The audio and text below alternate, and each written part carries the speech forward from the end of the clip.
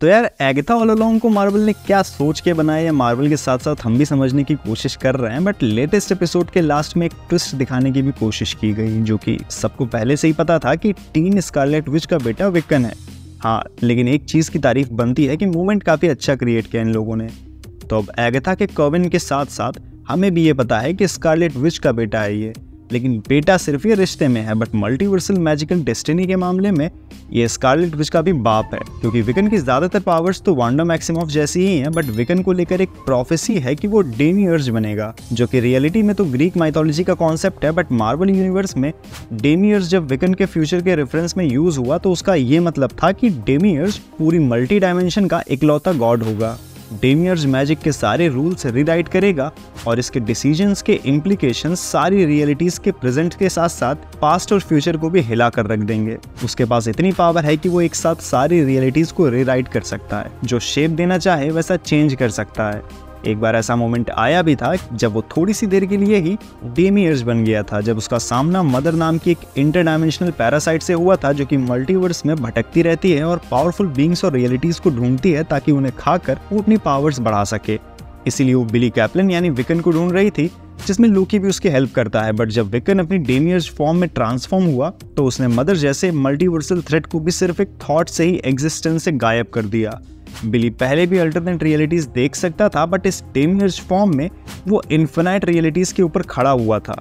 पर बिली की एक प्रॉब्लम ये है कि वो इमोशनली इनसिक्योर है अपनी पावर्स को लेकर, जिस वजह से वो अपनी पावर्स को फुली कंट्रोल नहीं कर पाता है। बट अपनी पावर्स और मैजिकल एबिलिटीज की वजह से डॉक्टर स्ट्रेंज भी विकन के अंदर नेक्स्ट सॉर्सरर सुप्रीम बनने का पोटेंशियल देखते हैं। एमसीयू में भी उसको काफी मिस्टीरियस बनाने की कोशिश हुई है। वो विचेस रोड क्यों जा रहा है, उसके ऊपर आइडेंटिटी प्रोटेक्शन स्पेल किसने किया है, इन सब के पीछे स्कारलेट विच है या बिली ने खुद ही ये सब किया है, जो कि सारी चीजें सीजन के लास्ट में रिवील होंगी।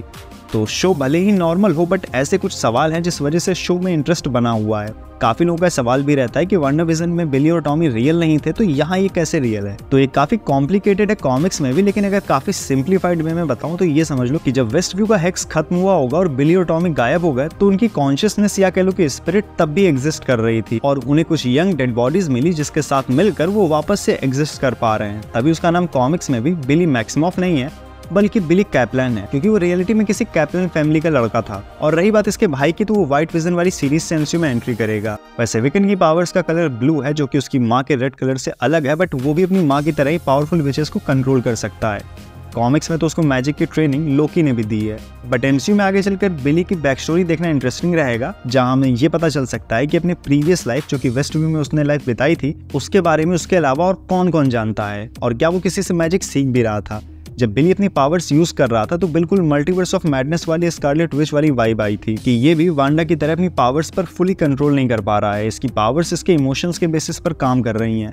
स्कारलेट विच की तरह उसके सिर पर भी क्राउन है, लेकिन मेरे ख्याल से अभी अचानक से ही उसको सारी मेमोरीज वापस नहीं आई होंगी, और नेक्स्ट एपिसोड में जब वो इस इमोशन से फ्री होगा तब वो समझ नहीं पाएगा कि हो क्या रहा है, वो किसी की जान कैसे ले सकता है। फिर वो एगाथा और बाकी विचेस को बचाएगा, क्योंकि अभी ऐसे ही बहुत सी सीन्स हैं ट्रेलर्स में जहां एगाथा और बिली साथ साथ थे। फिर रियो विडाल भी है, जो कि पॉसिबली मिस्ट्रेस डेथ प्ले कर रही है इस सीरीज में।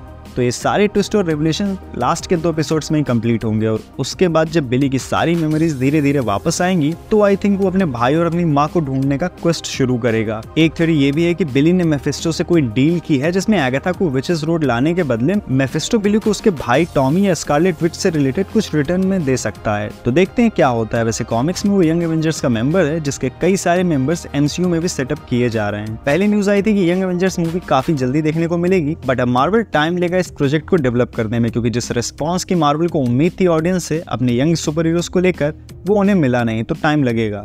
और जब भी ये प्रोजेक्ट आता है तभी आई थिंक चांसेस हैं कि विकन की डेमियर्ज फॉर्म देखने को मिले। वैसे भी इसमें काफी टाइम है, बट इसमें कोई दो राय नहीं है कि विकन काफी ज्यादा पावरफुल है। उसका स्टैचू मल्टीवर्स ऑफ मैडनेस में माउंट वंडरगोर में भी था। इसका मतलब मार्वल उसकी प्रोफेसी को फ्यूचर में कभी ना कभी यूज जरूर करेगा। अब तुम्हारे अकॉर्डिंग ऐसे कौन कौन से एमसीयू कैरेक्टर्स हैं जो विकन को काफी कड़ी टक्कर दे सकते हैं, कमेंट्स में बताओ। तो ठीक है, अब आज इस वीडियो में इतना ही, मिलते हैं नेक्स्ट वीडियो में, तब तक देखते रहो ब्लू एस्पेयर।